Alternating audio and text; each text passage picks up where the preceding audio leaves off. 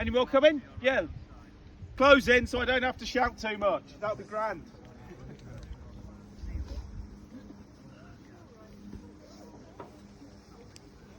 I can go between the ropes, I'm insured.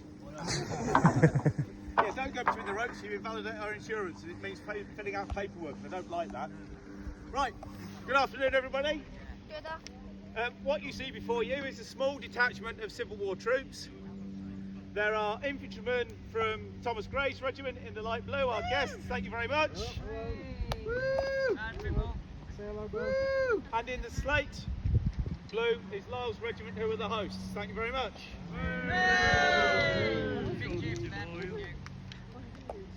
We're going to show you a little display of pike and musket up close and personal. Our pike sergeant's gone home because he lives in Plymouth and it's a bloody long way. So Colonel Parks, who has forgotten more about pike fighting than I ever knows, will lead him through the display.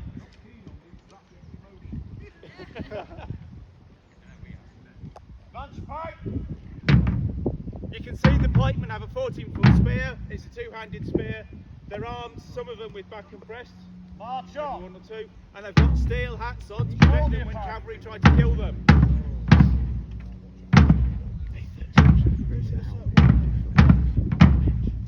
Bunch pikes. Stand. Sort out dressings. Order your pikes. Pike is quite an unwieldy weapon, but it's used to protect infantry from horses and to fight other infantry armed with pikes. You can see they're mostly 14 foot, but there are some shorter ones. Obviously people were short of firewood, so they hacked off a couple of feet off the end because nobody will notice, but we've seen it. To the fore, charge for horse.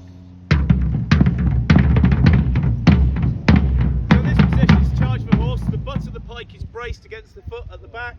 It's leant forward at an angle so the point is at the height of the rider's guts and the horse's head. Now imagine you've got horses 50 yards that way, they're doing 30 miles an hour, they're coming towards me, we haven't got a lot of time.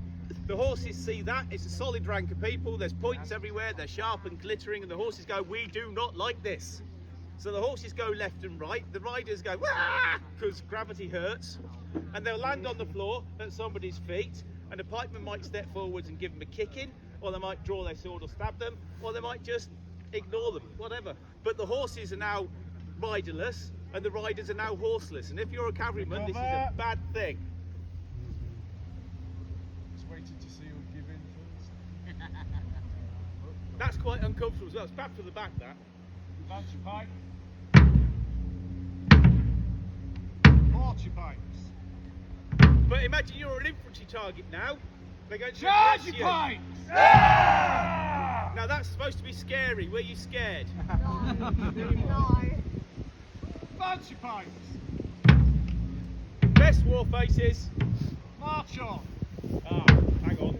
Halt your pikes. Once more with feeling. Charge your pikes! Yeah! That's better. Right, the target position for pikes.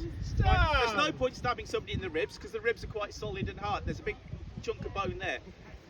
So as a pikeman, you aim there because that's quite squishy, or you aim there because that's quite squishy, or you aim here, or you aim here. Brace it up.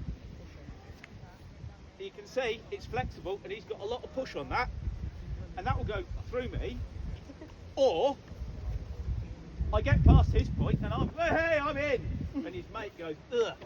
So that's why pikemen work in ranks, because if you get past the point of one, look to your ranks and files. you get stabbed by his mate, and if you get past him, you get stabbed by his mate behind him. Halt your pikes. Front rank low charge your pikes. Ah!